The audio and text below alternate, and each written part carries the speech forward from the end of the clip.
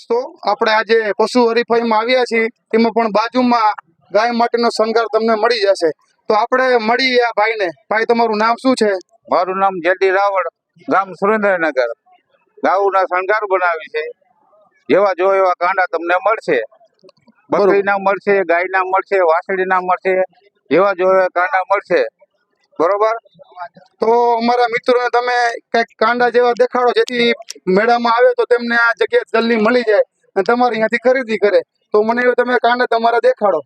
આ કાંડા તમારે જો જોઈ ને, આ 550 રૂપિયાનું આવે, આ 1000 રૂપિયાનું આવે.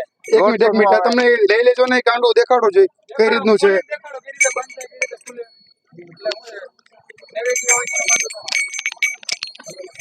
આ કાંડું 1000 રૂપિયાનું આવે. બરોબર મિત્રો, તમે કાંડું જોવો છો, જે કેટલા 4 પટ્ટીનું કાંડું આવે છે અને આની કિંમત 1000 રૂપિયા છે. અને બીજું કાંડાનો કઈ રીતે છે બીજું?